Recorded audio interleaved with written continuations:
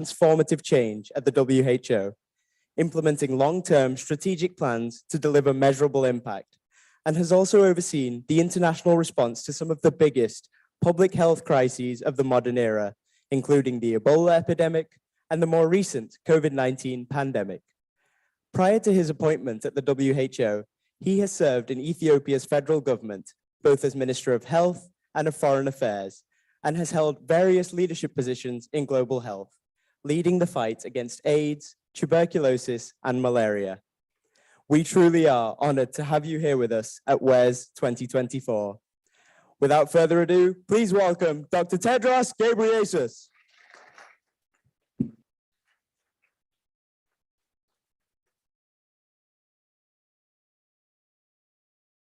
Good evening. It's an honor to join you, and I thank the organizers of the World Week Economic Summit for the invitation, and thank you to the moderator also for the kind introduction. I'm sorry I can't be with you in person, but I thank the organizers for allowing me to join you virtually. But hopefully next time I will join you in person. Fora like this are so important for bringing students together to consider some of the most pressing issues in our world. And I don't need to tell you that our world is at a very dangerous juncture. Conflict and insecurity, political division, geopolitical tension, inflation and increasing poverty, narrow nationalism, and the overshadowing climate crisis. The COVID-19 pandemic exposed and exacerbated many of these problems. And it also exposed serious gaps in the world's defenses against health emergencies. There was inadequate governance, insufficient and unpredictable financing, systemic inequalities, and lack of transparency, rampant misinformation, and a failure of global solidarity in the face of a common threat. At the global level, these gaps led to a lack of coordination and cooperation, a lack of sharing of information, and a lack of sharing of resources and tools. Inevitably, the poorest countries were left behind, waiting for scraps. To be sure, there were also successes. The development of vaccines in record time was a triumph of science. And through COVAX, those vaccines reached the world's poorest and most vulnerable faster than they would have otherwise. Compared to HIV, where there was a 10-year gap between the richest and the poorest countries getting access to life-saving drugs, we have made good progress. But not good enough. There should not be any excuse for inequitable access to life-saving products, because all lives are of equal value. We cannot allow the same thing to happen next time. And there will be a next time. History teaches us that the next pandemic is a matter of when, not if. It may be caused by an influenza virus or a new coronavirus, or it may be caused by a new pathogen we don't even know about yet, which is what we refer to as Disease X. There has been a lot of attention on Disease X recently. But in fact, it's not a new thing. We first used the term Disease X in 2018, when we published a document called the R&D Blueprint, which identified a group of priority pathogens with epidemic and pandemic potential for which there were no effective vaccines, tests, or treatments. That included SARS, MERS, Ebola, Marburg, and others. But we also recognized the need for research capacities to respond rapidly to a new pathogen that hadn't been seen before. We call that unknown pathogen disease X. It was, if you like, a placeholder for a new disease we don't know about yet. COVID-19 was a disease X, a new pathogen causing a new disease. But there will likely be another disease X, or a disease Y or Z. And as things stand, the world remains unprepared for the next disease X and the next pandemic. If it struck tomorrow, we would face many of the same problems we faced with COVID-19. It's urgent, therefore, that all of us learn the painful lessons the pandemic taught us and make the changes that must be made to keep all of us safer. It's for that reason that in December 2022, WHO's member states met in Geneva and agreed to develop an international agreement on pandemic preparedness and response. The pandemic agreement will be international law, a legally binding pact between countries to work together to make the world safer against future pandemics.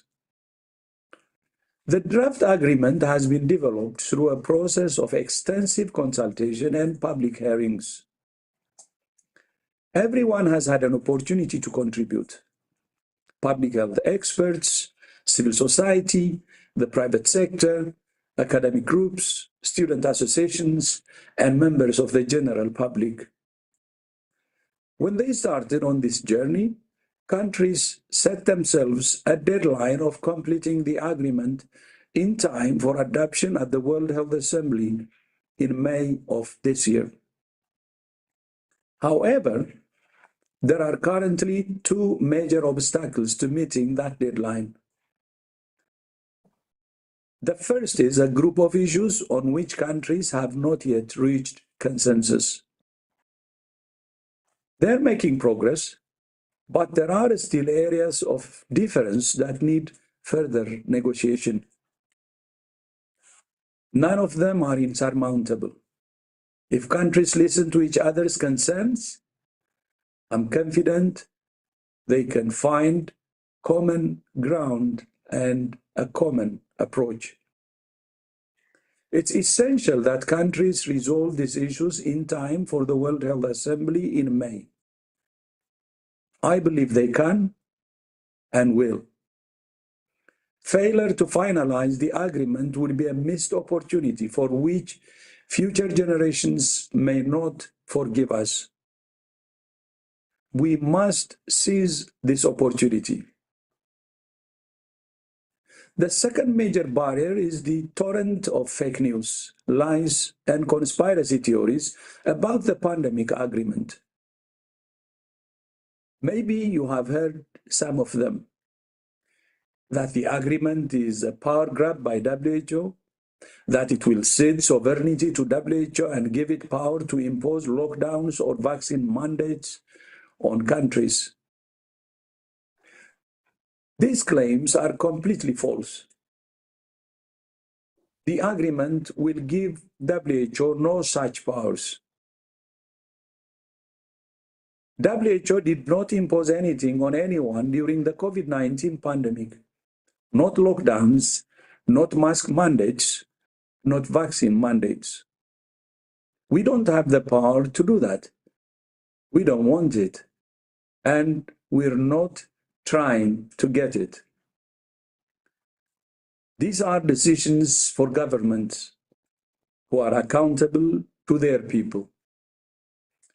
Our job is to support governments with evidence-based guidance and advice so they can make the best decisions to protect the health of their people.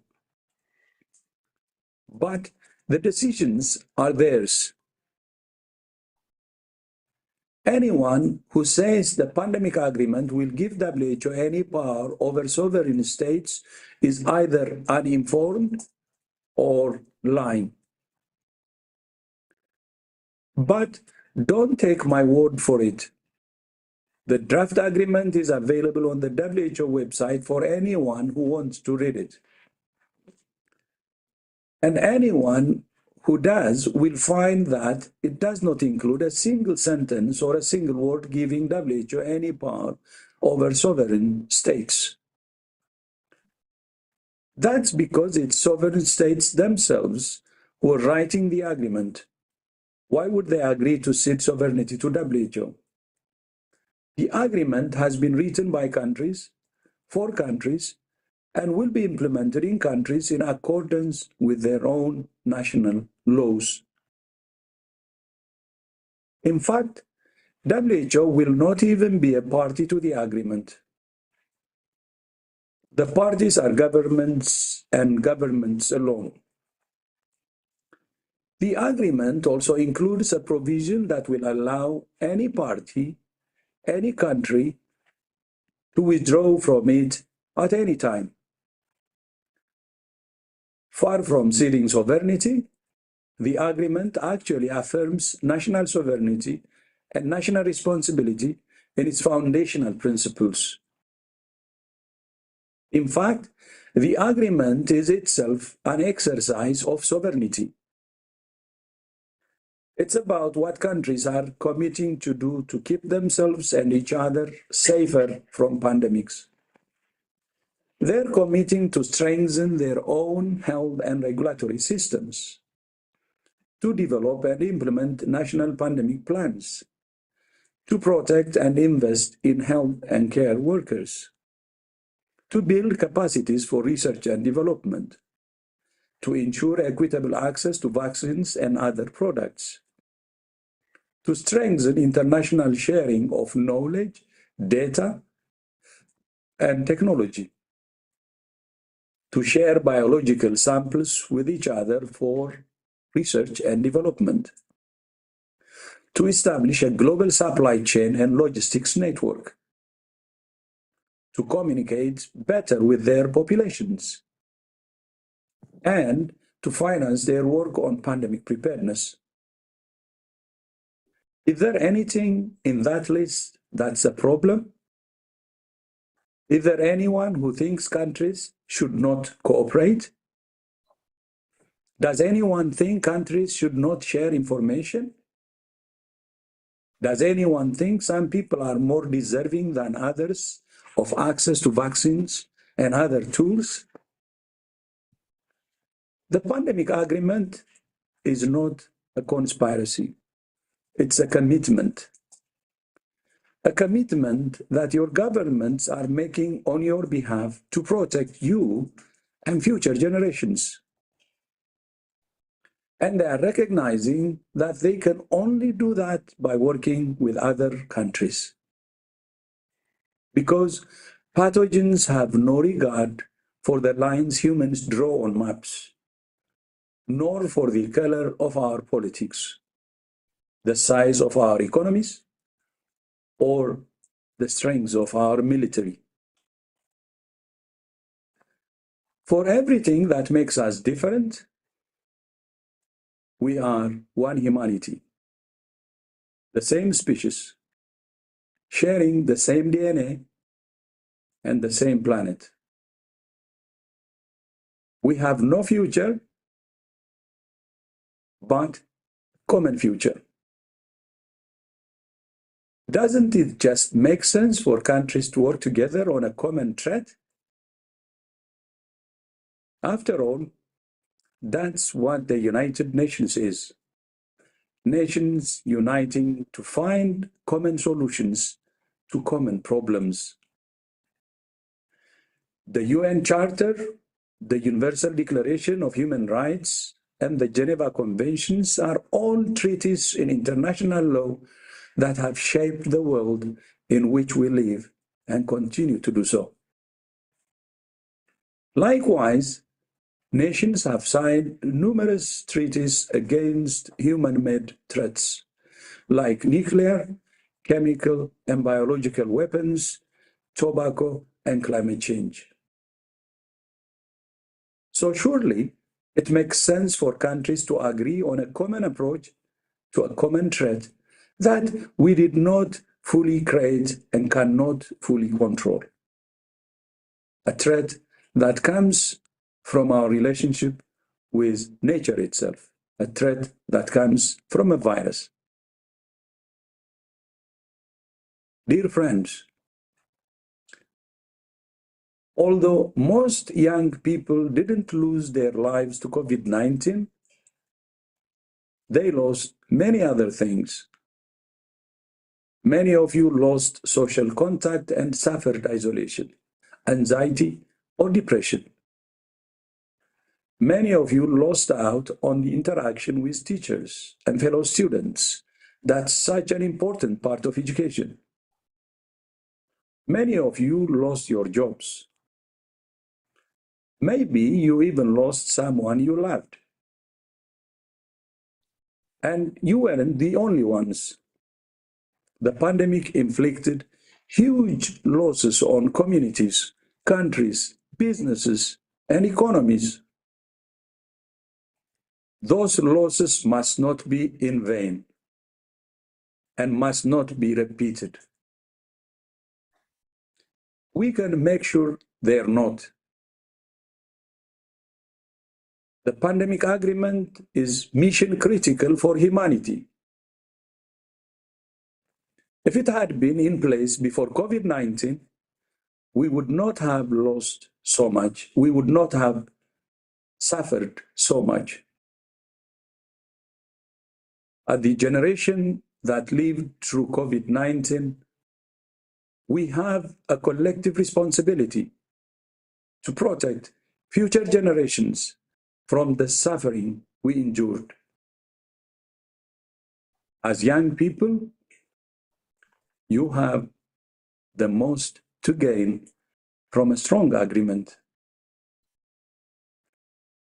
It's likely you will face another pandemic in your lifetime. We can't know how mild or severe it might be, but we can be prepared. So we need you to raise your voices, to tell your leaders that you want this agreement, you want this accord. It's your future. And we need you to raise your voices to counter the lies that are undermining the agreement on social media, in conversations with your friends and families, and in any other way. We cannot allow this historic agreement, this milestone in global health, to be sabotaged by those who spread lies, either deliberately or unknowingly. Because ultimately, the pandemic agreement is about you, your world, and your future. I thank you. And moderator, back to you.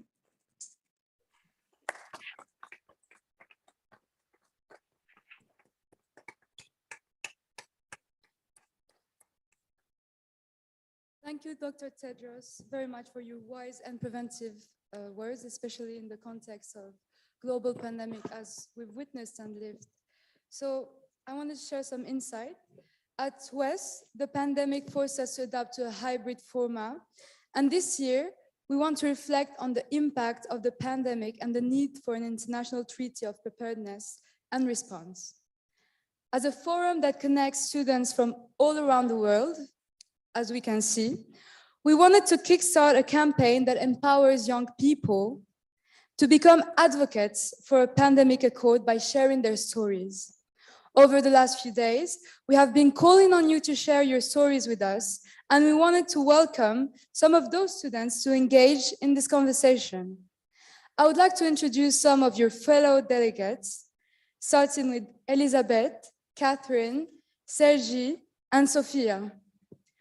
We want to highlight the role of young voices in the discussion, and we are pleased that we can have this conversation about the role of the pandemic accord with Dr. Tedros.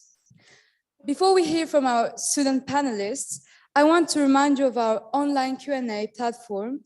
Our in-person and virtual audience can use the code 3645 2022 to join our event and submit questions I can pose to Dr. Tedros. It would be mindful to write down the number. I can repeat it if you want. It's 364-2022. It would be great if you could share some information about your experiences with your questions, so Dr. Tedros can understand your perspective. But first, it would be great to hear a little more from each of our panelists. So let's start with Elizabeth, if you could share your story and insight into your experiences with the COVID pandemic. Thank you. All right, thank you very much. During the COVID, the year 2020, I was in my final year of my undergraduate degree in Nigeria. And during that time, Nigeria was not prepared for a time in education where we could move to an online lecture. So as a final year student, I lost 1 year of my education during the pandemic. And what was more important for me was that I saw every day, because everyone had the news on every time because we were all scared, we were afraid.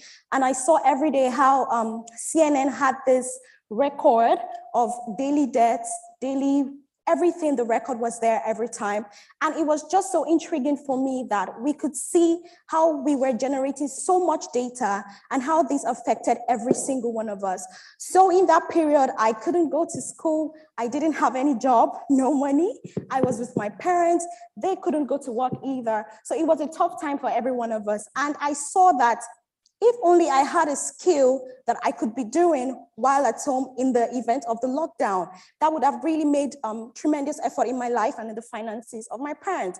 So I went ahead to make a lot of research about data analytics, and I saw that this was a way, this was a way for me to make more money while at home and also impact economic research about the pandemic. So that was how I started it, and I was able, to learn the skills. And I saw that the impact of research on the climate, on the pandemic, was quite enormous. And I saw that we institutions were able to know which areas were most affected. Governments were able to see how well they should tighten the lockdown in particular areas. The impact of data and research on the pandemic was enormous. And I just wanted to place myself in a position where I could be of help to my country, I could be of help to my community and the world at large. And that's my experience with the pandemic. I lost a year, I lost everything, but I was still able to find silver linings in the gray cloud and find a way to position myself in economic research for the pandemic. Thank you very much, Elizabeth.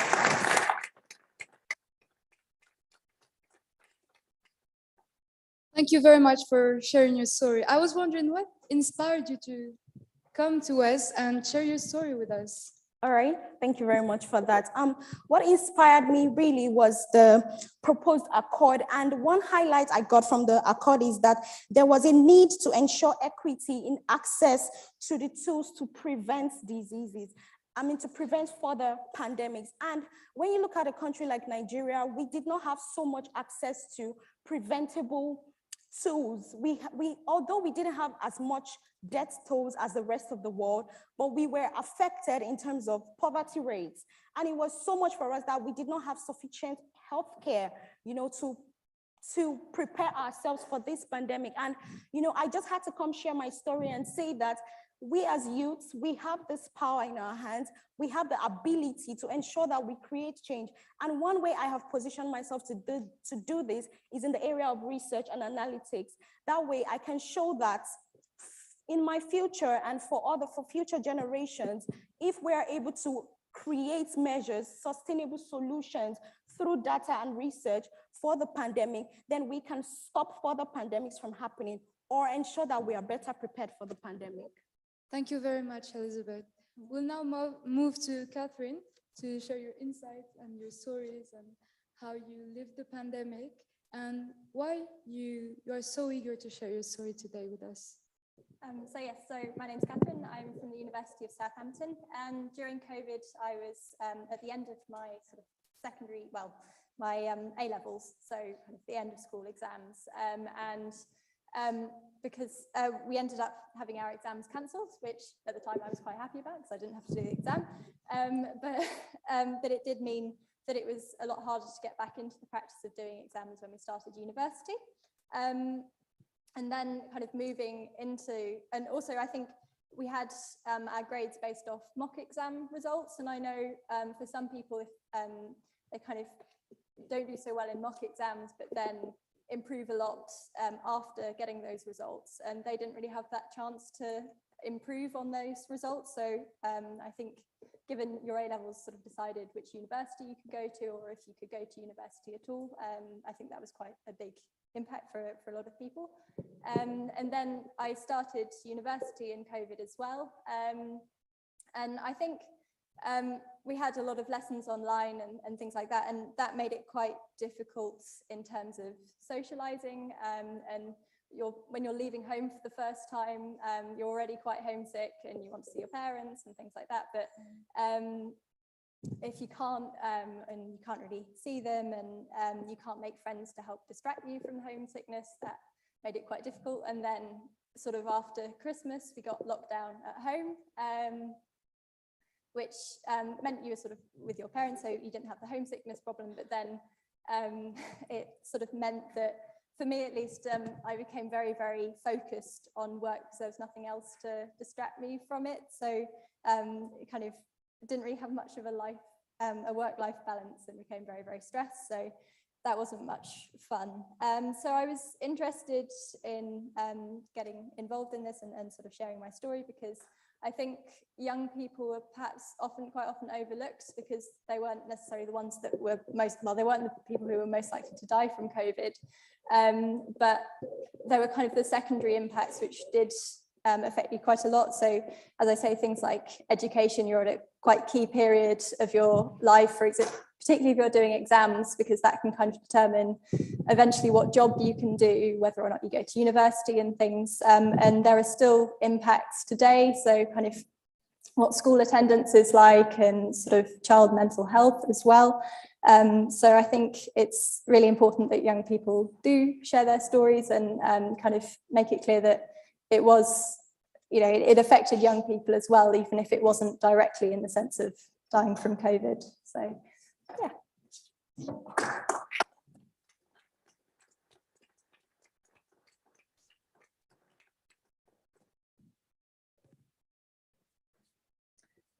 Thank you very much, Catherine, for your intervention. I was wondering, Dr. Tedros, do you have any questions or any comments to make so far?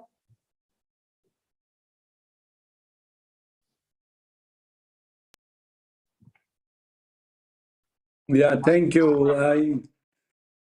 I'm really glad to see actually the your own personal experience. As I said in my speech, it has affected many, and I can see from colleagues how the COVID pandemic has affected their lives, and even affected what they're doing now and their interests. And I'm glad also to see not only the impact in a negative way, but the passion also to do something about it. And that's why we are here today. And of course, you're already talking about it, but since this is your initiative, I would like to hear more about how you can influence the negotiations so we have the pandemic agreement in time this year. Some innovative ideas you have to make it happen, I would really appreciate. Thank you very much. We'll now hear from Sergi, right? Yep, my name is Sergi. I'm from Barcelona. I study law in UPF, Barcelona. And well, I think my story is a bit similar to yours, Catherine, because I was just finishing my A-levels, bachillerato in Spanish, sorry. And I just quitted one day my high school, and I wasn't aware without realizing that I was really saying goodbye to a vital epoch. And because after that, the Spanish government established the obligate quarantine, and we'll keep in our home. And it was just really hard to create new social relations, to maintain our connection, our friends, our family. And I don't know, it was just a harsh transition to university, because we were supposed to decide what we were supposed to do with our lives. And this moment was crucial for me, in the sense that thing that makes me participate in this amazing debate is to share our feelings, our opinions, our point of views, and try to establish a common, because we all have a common aspect in each story, is that the way we all face global challenges. And I think COVID was obviously a global challenge, and we have some different opinions that we must put in common. And well, actually, in this sense, I would like to point out, like, social relations where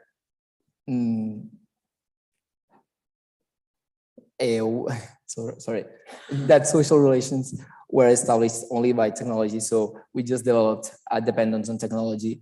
And I think that this just leads us to develop some social issues that we have to raise awareness of and to treat. Thank you very much, Sergi. Thank you.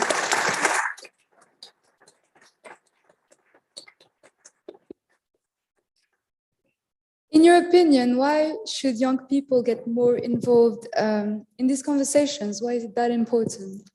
For that main reason, because we all have different opinions. We'll have to, I would say, the moral obligation to contribute to the Commonwealth and to work together to try to improve the way we actually face global challenges, and create a consensus on how do we have to face the next pandemic, because we just know that it's gonna happen. Thank you very much. You're welcome. Finally, let's hear from Sofia.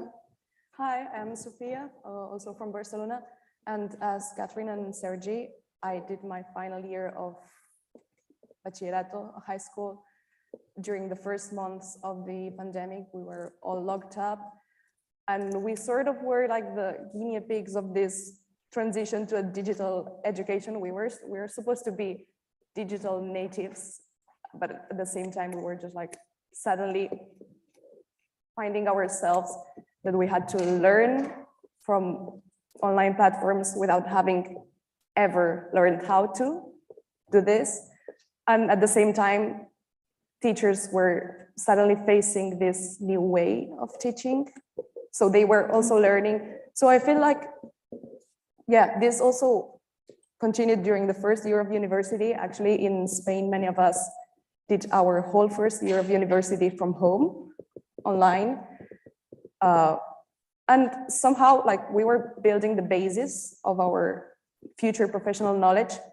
And we had to do this online and with methods which were still not fully well implemented, or yeah. And this leads me to the importance of participating and hearing our stories. Governance and leaders are gonna govern our future. So it's important not just for the quality of decision making or for democratic values that we share our different stories and our different opinions, but also because these decisions are going to shape our future. So we should ensure that our voices are being heard, and we should ensure that those in power or those making the decisions take into account our stories. Actually, back home, I'm in a youth organization promoting social integration for children.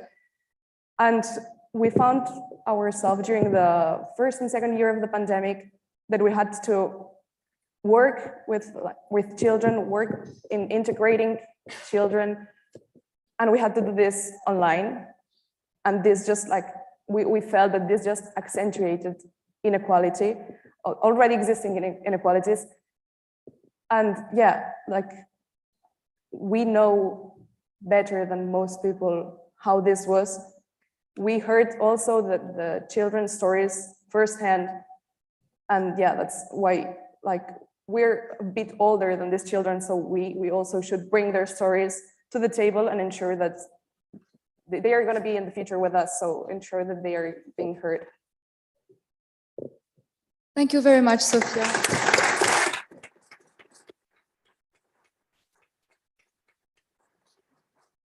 I was wondering, how did your experiences shape your views on the importance of a pandemic accord? Yeah, basically, as I was saying, like, I feel the pandemic just like accentuated already existing inequalities. So a pandemic accord would be the perfect tool just to bring a common response that can make an impact on everyone, regardless of where they're from, their social background, their racial backgrounds. So yeah, and I think it's very important to bring everyone and to hear everyone's opinion in this accord in order that no one is left out from the debate. Thank you very much for your answer. Thank you to all panelists for sharing your insights. I'd like to leave it to Dr. Tedros to share his remarks with us.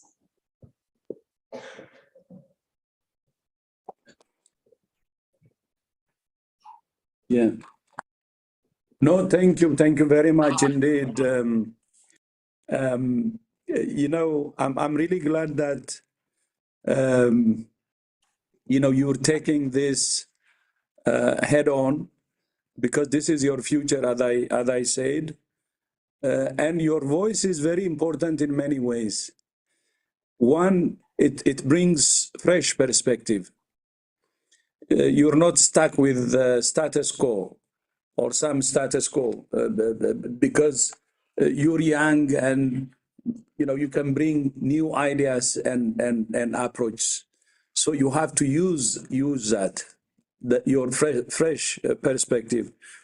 And the other is the energy and passion that I can see now. That will really drive the pandemic accord. And then the third is, I'm glad, I think it's Sophia who said, you're digital natives and you know how to use it. And that's actually to your advantage. And I was also saying with colleagues here, you're digital generation, but I think the digital natives describes it well. So that's to your advantage, and you can use that to help in promoting the pandemic accord.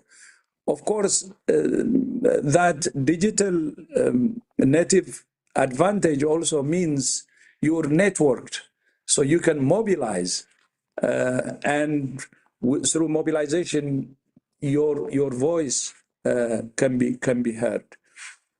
So I think the fresh perspective, the energy and passion, that your digital natives and the interconnectedness is your advantage, and this pandemic agreement is about you, your future.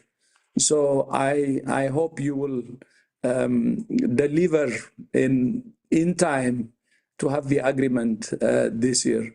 So all the best of luck. But today, I think, of course, this meeting helps. But as WHO, look forward to working with you even more closely to have the pandemic agreement in time, as promised by member states. So thank you so much, moderator, and back to you. Thank you very much, Dr. Tedros. Just a quick reminder. Thank you for all those of you that have submitted your questions via Slido.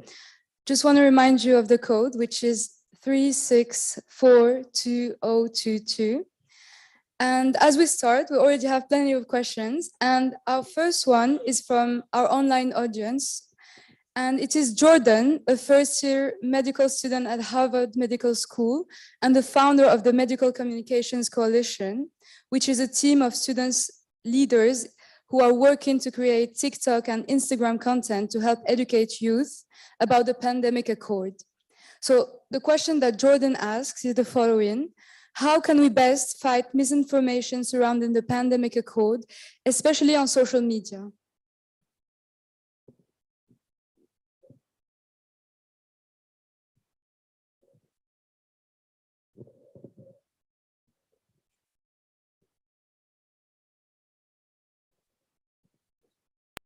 So moderator, is that for me or you want to give it to your colleagues there? Yeah, they're asking about the pandemic accord because they want to understand it better. So the question, which I will reiterate, is how can we best fight misinformation surrounding the pandemic accord, especially on social media? By the way, Jordan, thank you so much. I just watched your TikTok. So it's very impressive, and congratulations.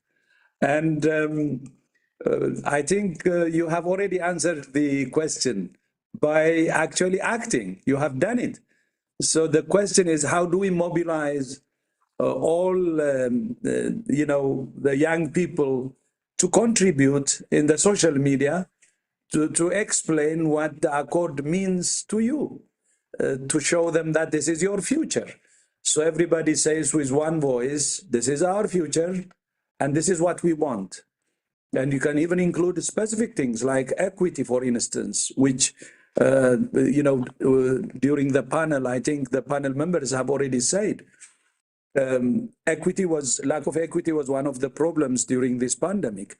And how do we make sure that, people have access to the tools that are produced so we don't repeat the same thing? And if we have pandemic accord, the equity problems we face can be addressed. So Jordan, you have done it, and we want all young people to do like you're doing, and that's how we can make sure that the misinformation is addressed. Passing the right information through the social media. Thank you, and back to you. Thank you. And thank you, Jordan, for asking your question. And I hope that you are watching us right now and keep going with your TikToks, right? So another question for you, Dr. Tedros, that comes from an anonymous from our Slido chat, asking what concrete measures should young people do to increase the cooperation of their respected home countries? Yeah, so that's the question. I think it in my speech. What you can do is, first of all, you have to understand what the accord means. What's the content of the accord? And I have outlined it in my speech. And explaining that would be very important.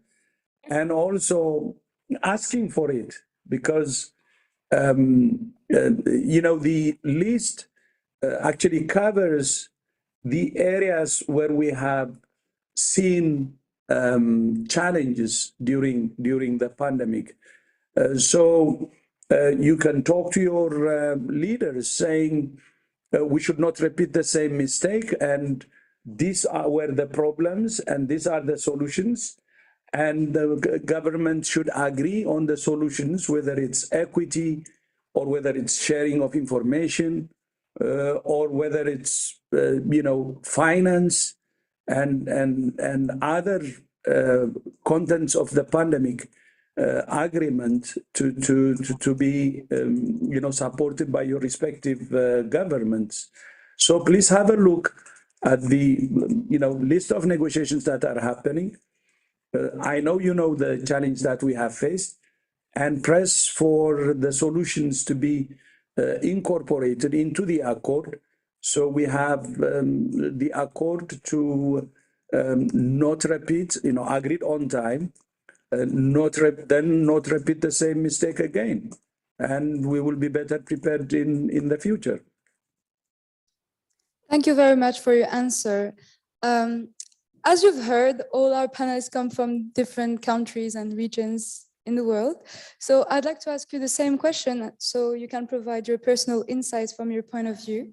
I'll repeat the question, which was, what concrete measures can or should young people do to increase the cooperation of their respected home countries? And we will start with Elizabeth. All right, thank you. Just to reiterate what Dr. Tedros said, he talked about that there exists rampant misinformation about the peace, about the accord, and also about the effects of the pandemic, post-pandemic. And this is where we come in as youths. We all have access to social media. Some of us are influencers on social media, and we have, the power to reach thousands and thousands of people with the right information. And this is also what I talked about being an analyst or a research analyst. We can create dashboards, we can create pictorial evidence of what the pandemic has done and where we can come in as youth and what we can do also about the pandemic in the future. And for someone that would not understand rows and columns of data, dashboards is just the right way to do it. So when we create these pictorial evidences of the pandemic, the effects of the pandemic, then other people in power, our government, they can see this and understand what we are talking about, and they can now be in line with the accord and also do things that would help our future as youth. I mean, we're young people, we get to live the effects of the pandemic for the rest of our lives. And just like Dr. Tedros said, we might also experience another pandemic in our lifetime. And this is how we can start from now. It starts from every single thing we do from this moment onward. It starts from every post we can make. It starts from everyone we can talk to. Not everyone would understand until someone breaks it down right for them. And that's the power we have as young people. And that's why I agree with what Dr. Tedros said. Thank you very much, Elizabeth. Yeah. It's true that all experts agree that our future is made of pandemics. Do you have any input to the question to add? Feel free to engage in the conversation. Well, I do think that we have to encourage young people to engage youth assemblies or associations, because promoting associations is the basis of let people approach their political values or the consensus. So in order to let change the way we face this global aspect. Yeah, if I can here, I would like to add that sometimes, like, as young people, as individuals, like, it feels like this is like a big, it's so big that we cannot participate. And like in this way, it's like so important what Elizabeth said about just like engaging with social media, which like can amplify our voices, but also like what Sergi said, that's what better way to make our voices heard than just participating into organizations, youth organizations. So yeah. Thank you. Catherine, do you want to add anything?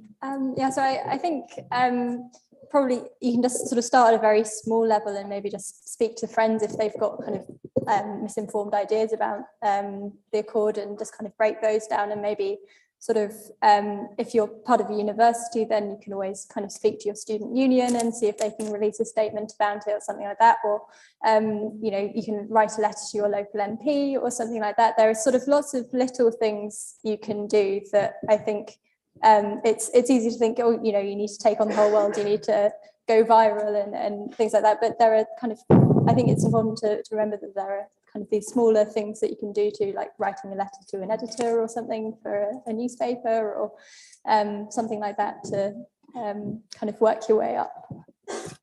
Yeah, that's very quickly, like with what Catherine said, like sometimes like engaging in small things, like in uni and stuff, like, I don't know, Sergi and I engaged in this delegation here, and this has led us here, and now we're talking here to the Dr. Tedros. So it's like, with these small actions, we're suddenly being able to make our story be heard.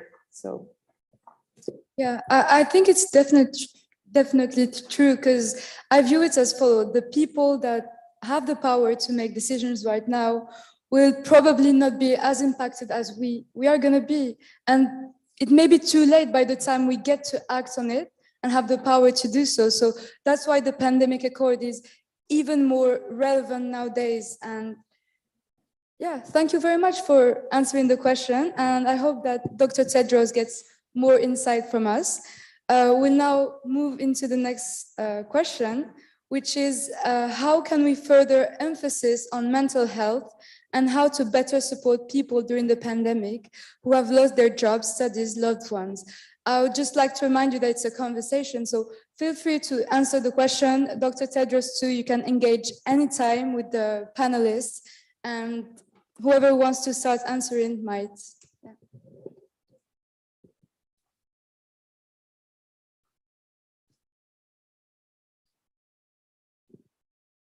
Does any of you want to answer the question first?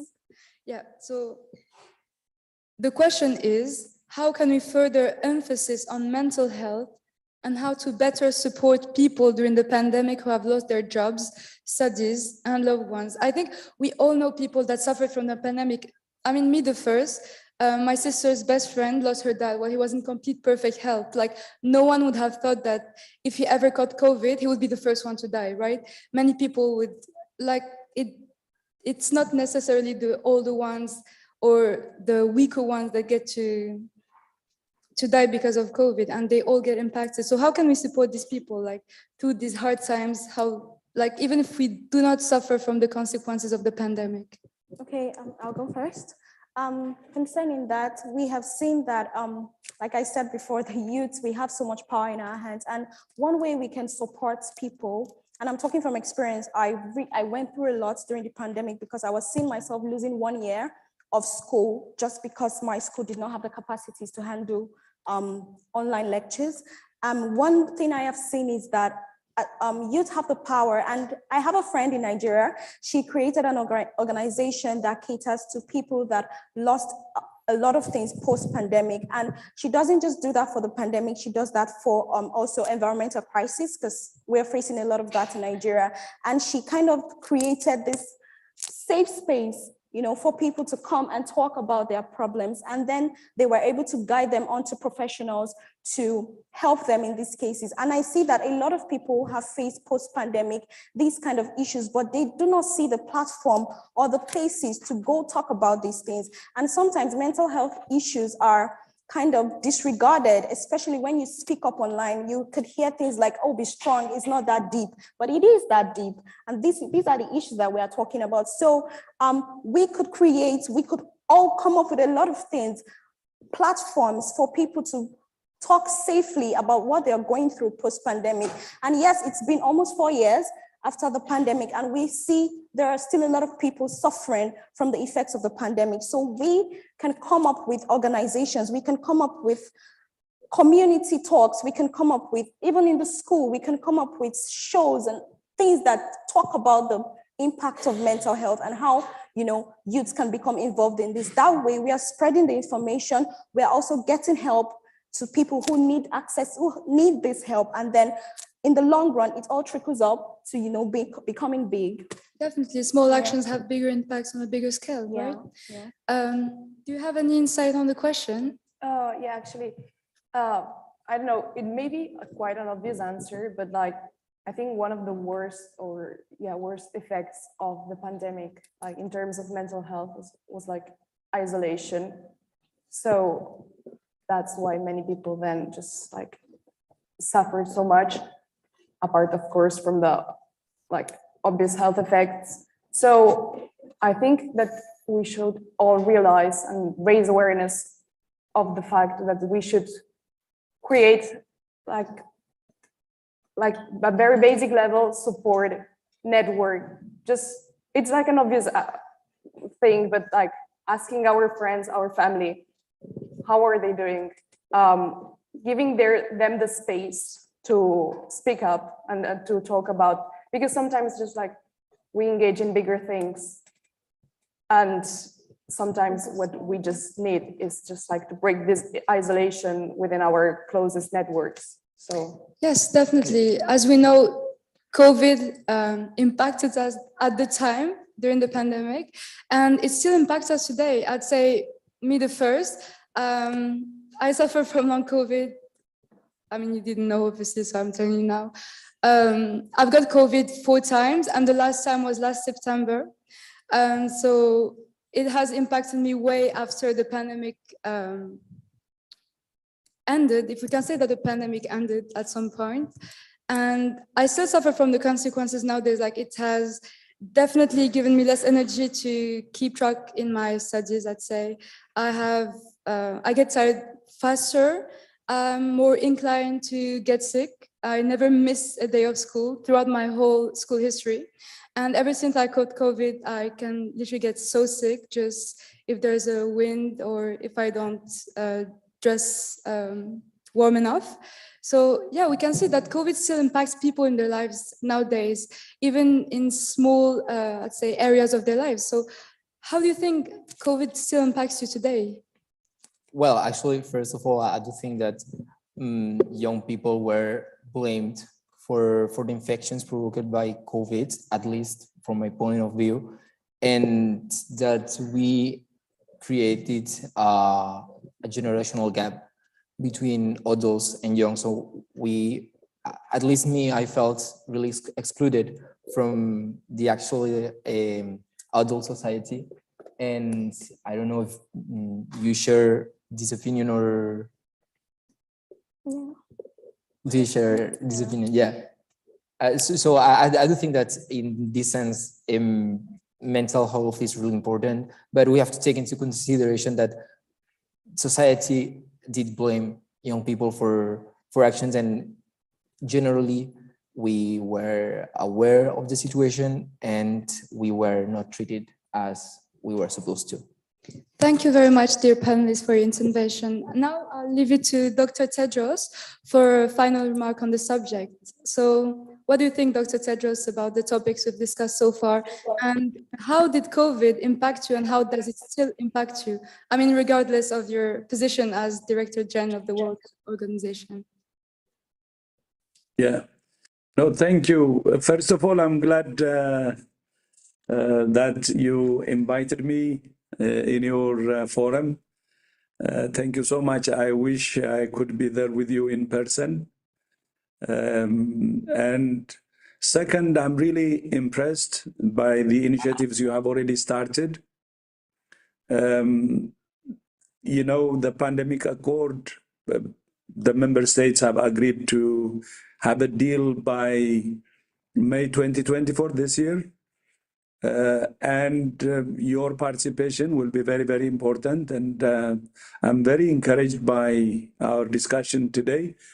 And please continue pushing, because, as I said earlier, you have fresh perspective, you have energy and passion. I can see your digital natives and the interconnectedness you have because of because you're digital generation. It can help you to mobilize the youth so the pandemic code can be understood globally, and we have the agreement this year. And my thanks to Iman for moderating, and also excellent interventions from Elizabeth, Catherine, Sergi, and Sofia. And I hope this will be the beginning of a long partnership, and look forward to working with you. On the impact, you asked one question. I think the impact on me, not as Director General, but as a person, COVID's impact is very great, actually, and serious. Maybe we will have some other time to discuss, because I have many stories I can share about that.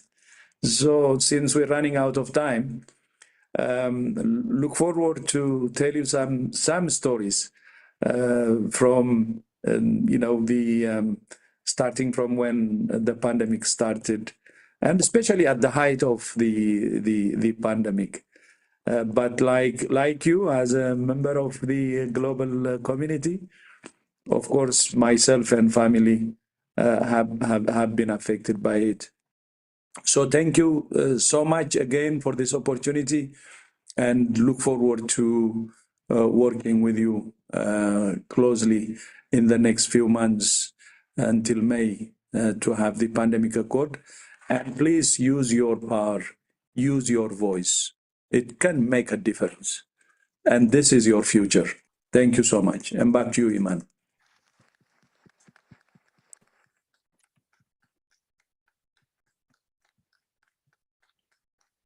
Thank you so much, Dr. Tedros, for joining us here at WEST 2024, which is the largest student-led academic conference in Europe.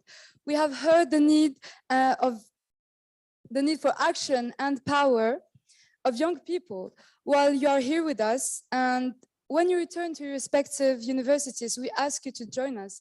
Indeed, let's not just be attendees of all these events, but active participants in the change we want to see in the world. So please share your stories of what you have lost during the pandemic, opportunities that arose during the pandemic, or what we have to gain from the pandemic accord. Make sure that you tag us and the World Health Organization. And don't forget to use the hashtags #AreWeReady and #PandemicAccord. We will be engaging with you across social media, and during our lunch session tomorrow, we'll have a dedicated area in the foyer to discuss and share your experiences. Once again, thank you very much, dear panelists. Thank you very much, Dr. Tedros, and thank you to our audience for your attendance and presence.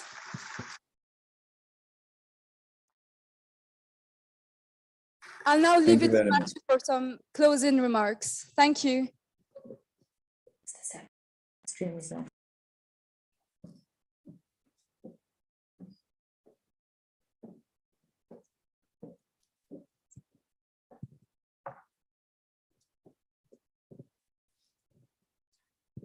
Brilliant. As we draw day 2 of WES to a close, we hope you've enjoyed all of our talks, panels, and seminars throughout the day, and we thank you once again for your active participation.